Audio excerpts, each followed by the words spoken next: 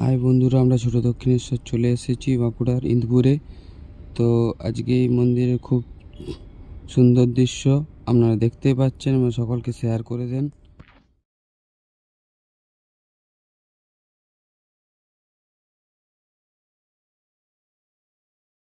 এরপর আমরা দেখব মায়ের মূর্তি।